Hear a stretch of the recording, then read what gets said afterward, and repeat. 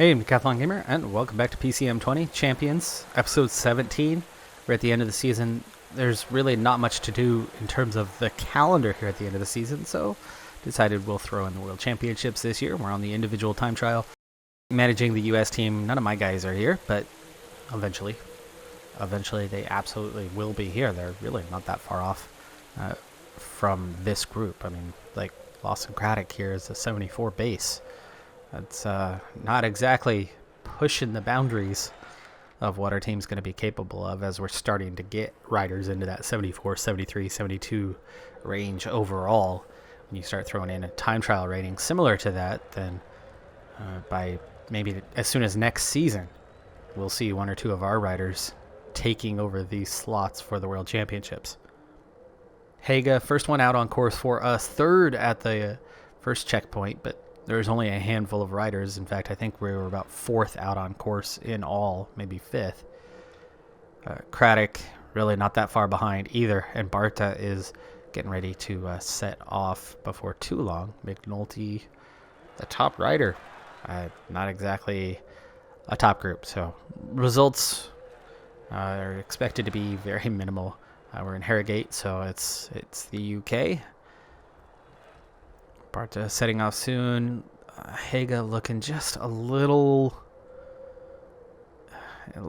bit low on energy here, so I think a 76 might be pushing it. We'll back off to a 75.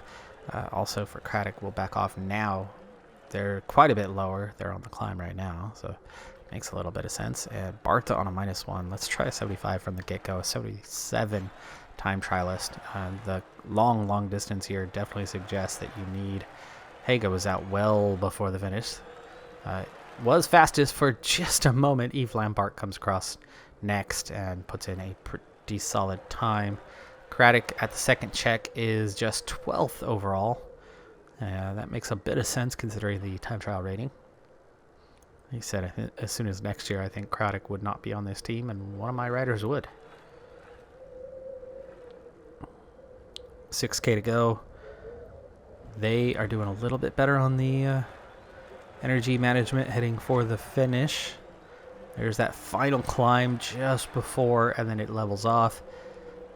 And they run out of energy before the top as well. 500-meter run in from there. Not enough. Let's see, is the name here? I'm trying to remember the name of the hill. Almost get it.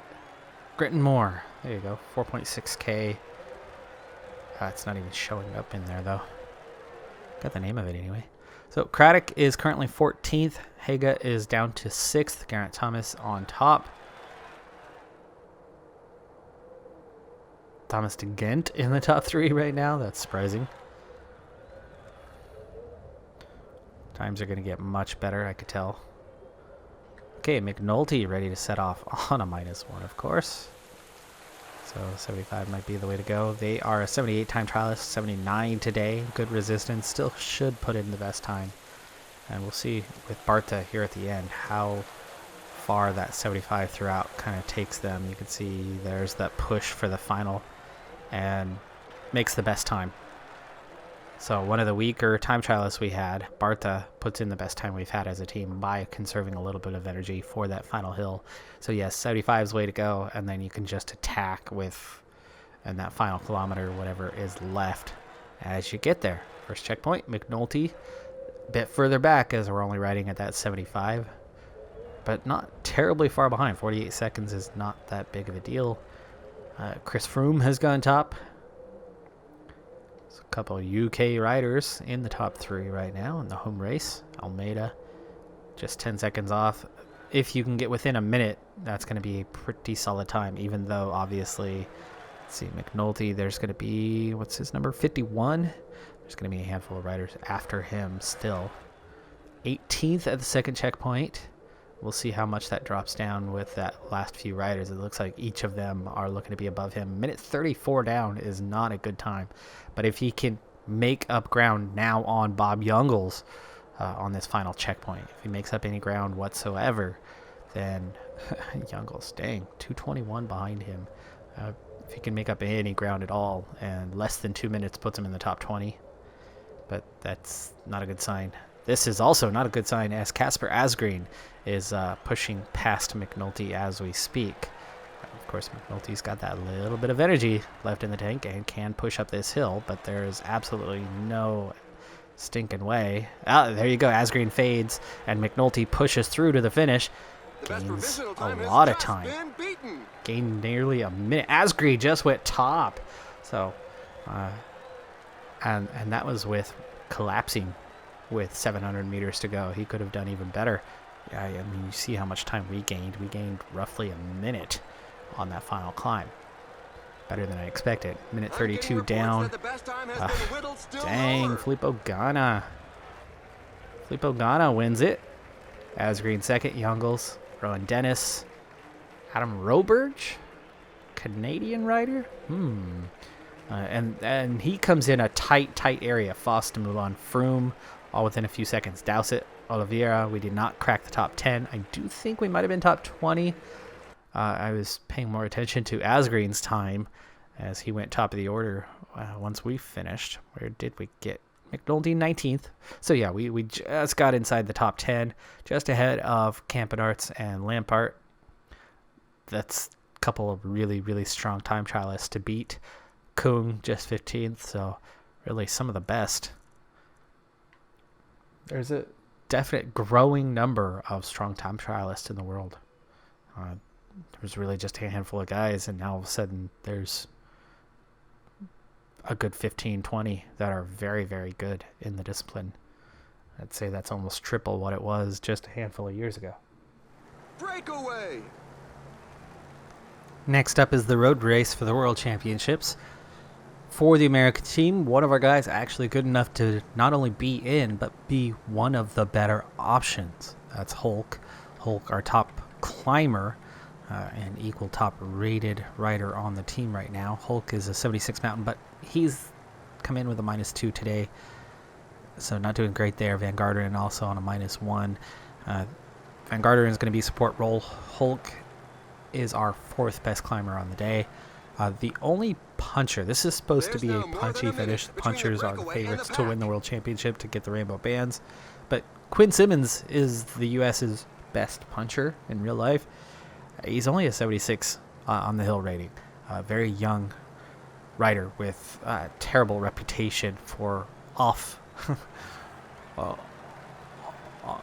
things outside of cycling.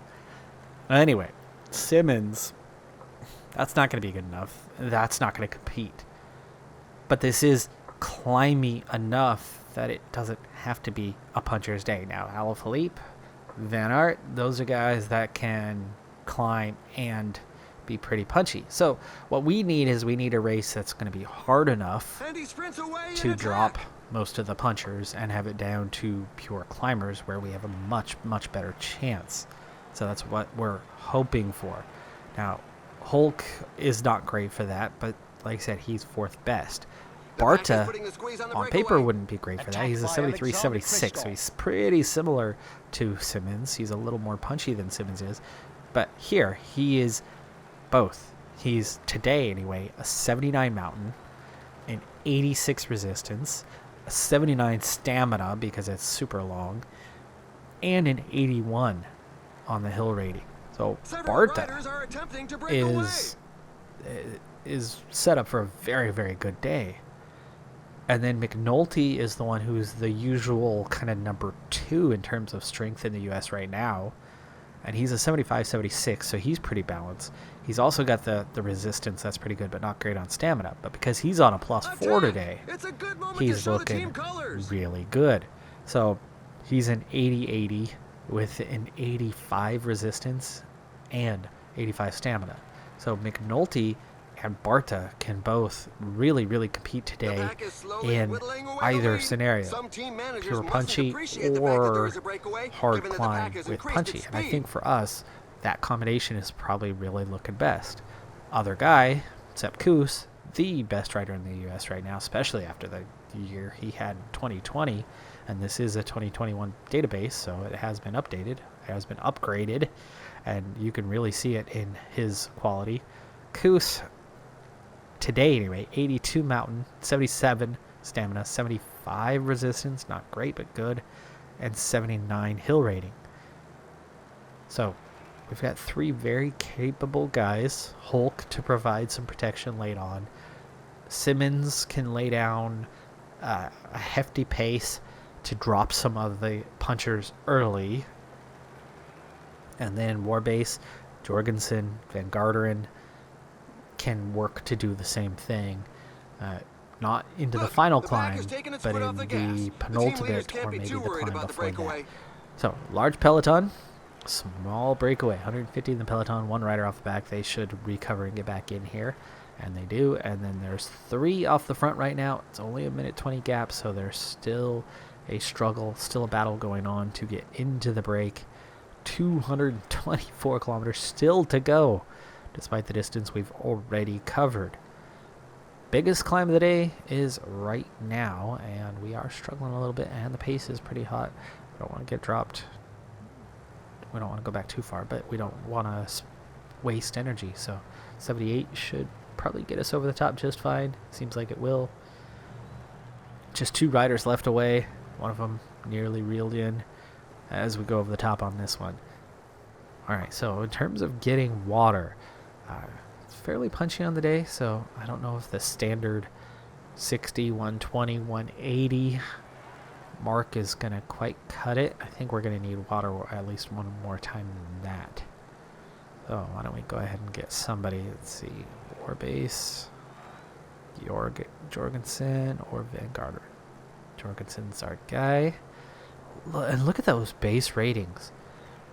This is one of my riders in my career mode, my regular series. And after all these seasons, I mean, how many seasons are we in? 8, 9? I mean, the guy's got to be pushing 28, 29 now or something like that. He's not even this good. His cobble rating is identical, but his other ratings are all a little bit lower. We need to get that water right now.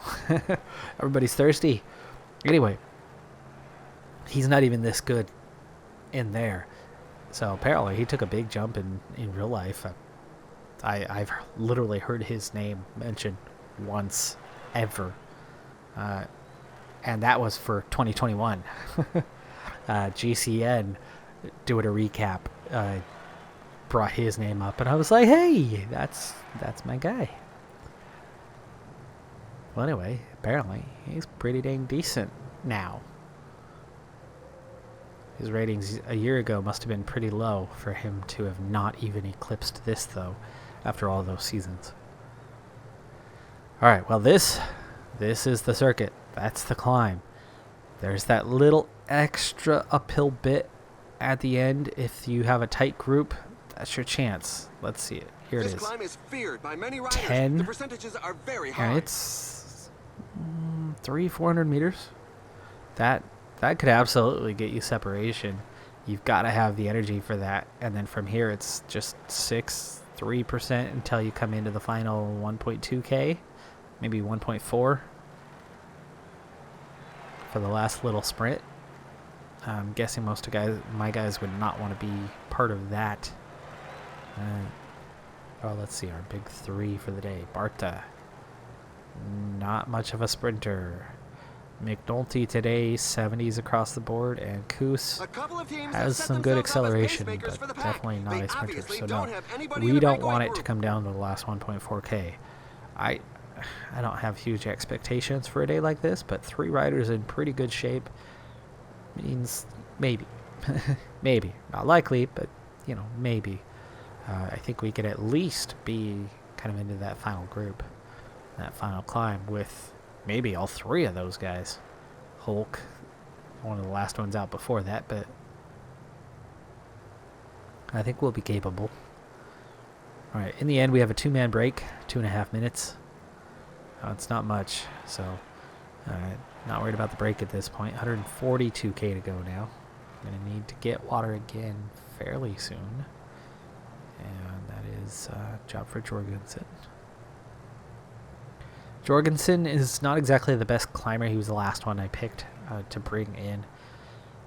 There was a couple slightly better rated guys, but they were ones who were way down on fitness, while his fitness is at 99%. And then his stamina is at 77. And that was a big thing for a day like this, where it's nearly 300 kilometers, and the alternative was low mid-60s. So for one mountain point, I'll take a huge stamina advantage. Okay, 2 more riders going off the front. Bettencourt was among them.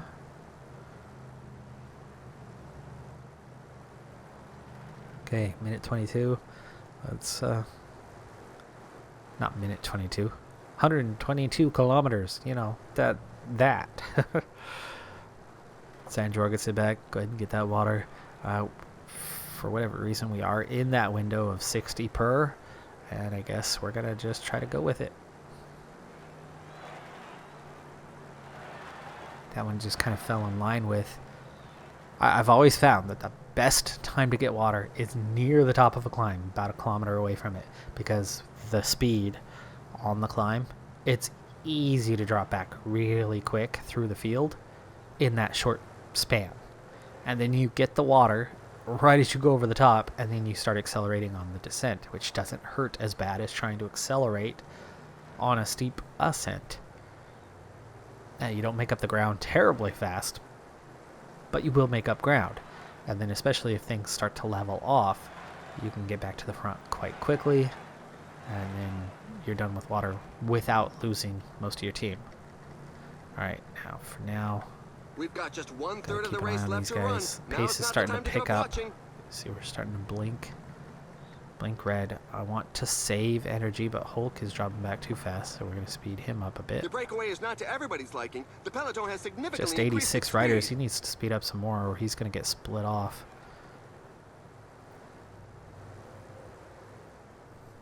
And everybody, really pick it up a little bit. Hulk, has fallen. just a little more.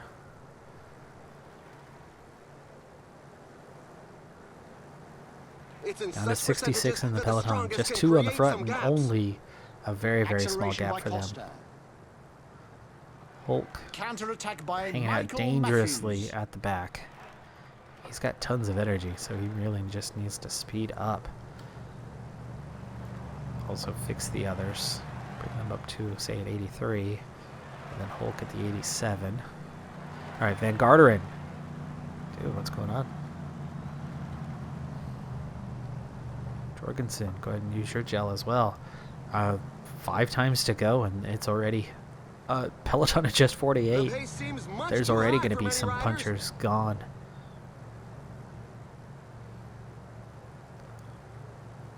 GBR, the UK team, is making life difficult. Which is what I wanted. This is the style I wanted. Though the peloton is back up to 87, so they backed off some. It was a handful over the top, but not that many. 70k to go. It's just about that time to get water, but we'll do it over the top this next time. And Garderen, Jorgensen's still there. Jorgensen recovering quite a bit. Pace lifted The riders a are going lot. through a very tough portion with percentages above 10%. I expect it's going to pick back up. There's a big split, but I don't know if that's a permanent kind. It might be a yo-yo. Gap's opening really fast, though. Now it's leveled off. The peloton has slowed down See a if bit. those guys regain contact on the ascent. These things stretch out a little bit.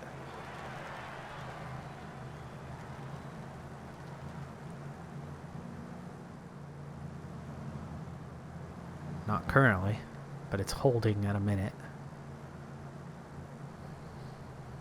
Alright, Warbase is going to be the one to get the water, because Van Garderen's been dropped, and we're down to 54. And Jorgensen does not have The the riders energy have upped the to pace. recover. Those guys up front aren't going to be Down to making too many 46. friends today. Okay, Warbase has water. He's really not covering any ground, though, whatsoever, to try to get back up there. Down to 44. This climb Warbase, features all that some time dreadful goes percentages. nowhere. Van Garderen falls I think I saw a as few it riders begins on the to ground. rain. Luckily, he was already out the back and not a threat. That didn't hurt us. Warbase still has not covered this off, but he's finally up front. Around the German rider.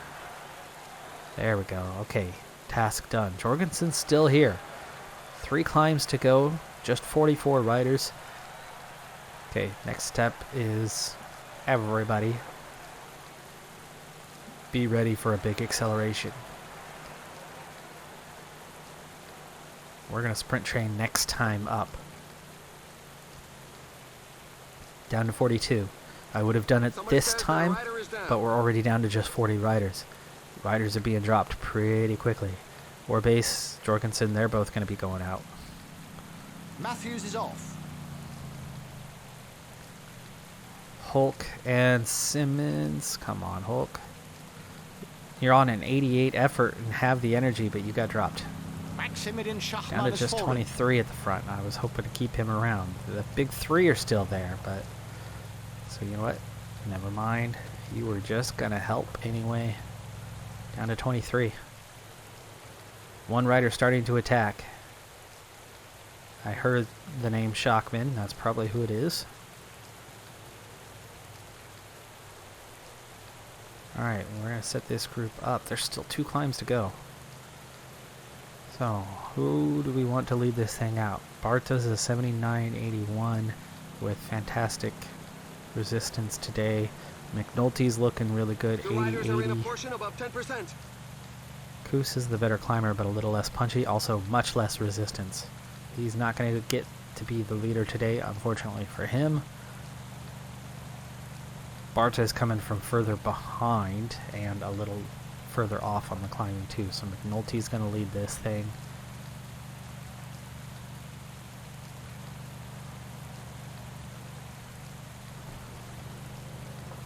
Watch out! A team leader is falling behind! Alright, we're going to gel up with Koos because he's going to have a go on this next one and start pushing things. I want Barta and McNulty for the final climb though, so just 1 guy to go this time. Alright, bring it forward. And we start the climb. Oh, it's Matthews who went away, not Shockman. Shockman didn't make it off the front. Down to 20 riders. Koos doing some damage. He's dropped a couple guys. Pulls back Matthews. And here goes Alaphilippe, Hershey, Van Aert, Yates. There's that big push, but we've already countered it for the most part. And we haven't even dropped Koos yet. We've got him for the secondary part of the climb. It's down to 16 chasing the 2, so 18 riders left in contention. And we've got 3. Koos keeping the pace up, but not being crazy. Barta, McNulty, they're doing good. With percentages above 10%. Can't let those 2 get very far away. The group has to break apart. Alright, we're going to get Barta's gel ready. 15 chasing 2. They've opened the gap a little bit further, but they've had to push really hard to do that. Barta's about to take over. Koos is done. Now it's just 13, so Koos did drop a few guys. Alright, this is it. 95. We catch them, and now it's just a group of 9. We're lapping somebody. We're lapping a bunch of somebodies. Whoa, that's one attack that's going to leave a good few in its wake. Barta, 99. The riders are entering the Group last of 5. 10 kilometers of They've the stage. split off, but we've got McNulty set up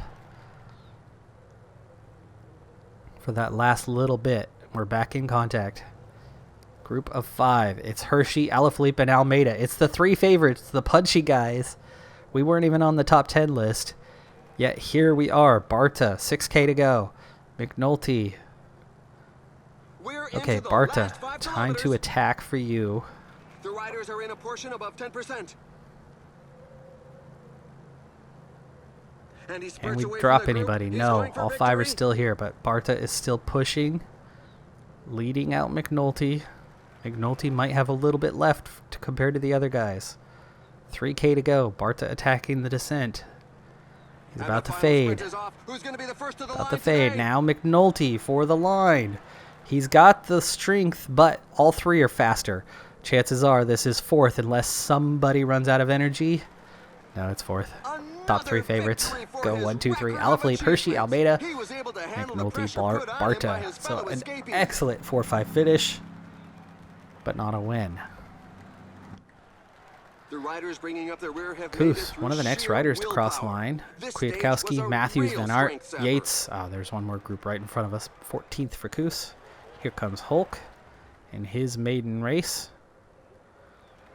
Simmons fades at the end. He gets 26th. Hulk takes 29th. First ever World Championships, and it's a top 30. Good effort, good result, but the three untouchables were untouchable. And almost. They were in touching distance. We could have reached out and touched them, but then that would have been, well, that would have been something that a certain couple of riders like to do. A couple of guys in mind for that one. One of them has moved to Arkea Samsic this year and already reached out and touched somebody this season. Didn't punch him, at least. I think you know who I'm talking about. So we finally reached the end of the season. Mark Hershey is the big move, going to Alpecin Phoenix, Evenepoel to Ineos, Pollitt to Lotto Soudal, and Ewan to Bike Exchange. As for us, we had a 74 and a 73 who had recently leveled up, and then everybody else was 71 and below. Now, after a round of everyone leveling up, we have two riders at 74, a trio at 73, and a whole slew of riders at 72. With that progress, we're still on 73 points, which is where we were, but we went from just at 73 to a high 73. So while a few teams moved up, we ended up making a lot more progress in that near point advantage. And our final index is going to be 25th. So that is comfortable Continental Pro. And it also suggests something. So we went from dead last with a 50 to high Continental. Now we're not only going to make Continental Pro, but we're going to be very comfortable, slightly upper half Continental Pro. Based on that, and of course, you do need to take into account that we're plus 23. We started at a 50, we're now a 73. Max is 85. We're only 12 away from that. So plus 23, 12 to go, 2 seasons having covered this much ground. You figure, well, there's not a whole lot further to go. But here's the thing. Levels, the gap gets bigger and bigger and bigger. And the progress becomes less and less as you get closer. So chances are things are going to be drastically different. Now, next episode, we'll get that exact comparison that we had on the previous, when we started this season, and we'll draw comparisons that one to now and see how much we've actually gained and how much further and blah, blah, blah.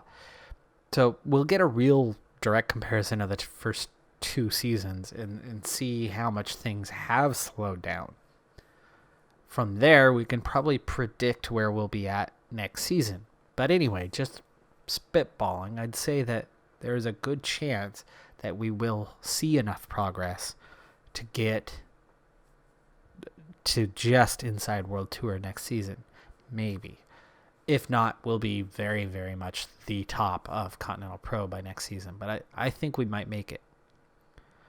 Now, in terms of that progress, you can see most everybody is now in that 72 range with a handful above and a handful below.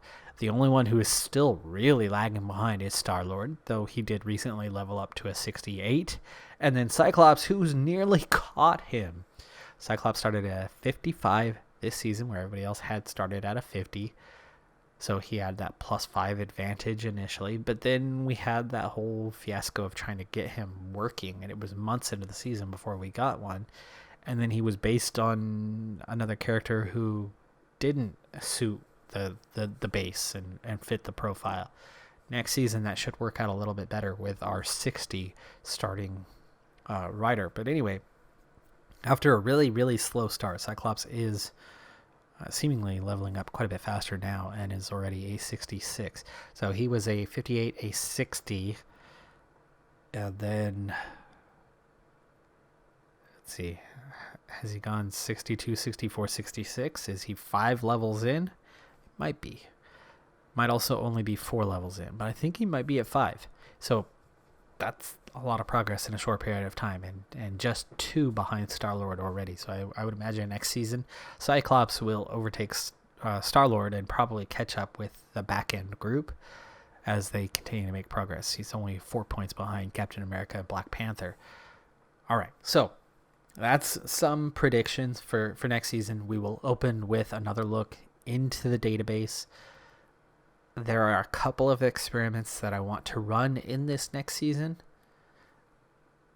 A training camp experiment would be at the top of my list. So I think we're going to kind of open with the database and the training camp experiment for next season. So I'm going to have more work to do off camera in terms of the database and where things are at and the numbers and tracking that. But we'll get there. That does it for this episode and this season. Let's take a quick look at the rankings and just see where we ended up. Didn't matter. We bypassed a whole lot of this, that, and the other thing. But 25th, 3 stars. Pretty dang good already. You can see 3.5 stars, other than Burgos, is enough to make it into the World Tour right now. So it's not that difficult. It's not that hard of a prospect. Pogacar on top, Bernal, Yates, Roglic, and Pinot, top 5 in the World Tour rankings. In the Super Prestige, mostly the same story. Kusa all the way up to 11th, showing his quality. We didn't get anybody that high. That doesn't surprise me. I'm not going to look at the individual. We'll just see the team. In terms of team, though, dang, it was a year for Ineos. Crushed it. 10th in the Continental rankings as a Continental team, not even a Continental Pro team. Big improvement. Super Prestige is where it matters, though, and Super Prestige is where Jumbo-Visma somehow still took the cake, even though Ineos was all over the World Tour. They did not get the overall Super Prestige. A huge gap to third, so really, really dominant 2 teams right now. And as for us, not 10th. Not 10th in Continental there. We do crack 1,000 in just our second season, so a big jump. We go 41st overall this year. I will expect us to be quite a bit higher next season, especially as we're going to be Continental Pro and we're going to be in some higher end races. We might even have a few World Tour races, I would imagine. I'm not going to waste time begging to get into a ton of World Tour races. Not for next season anyway. We'll get there on our own merit soon enough, and we'll start competing against those teams on a regular basis. For now, we'll kind of take the calendar as is. All right. That's it for this one. I'm Decathlon Gamer. Thanks for tuning in. Be sure to hit that like button. I'll see you next time. Have a good one. Be safe out there, and bye for now.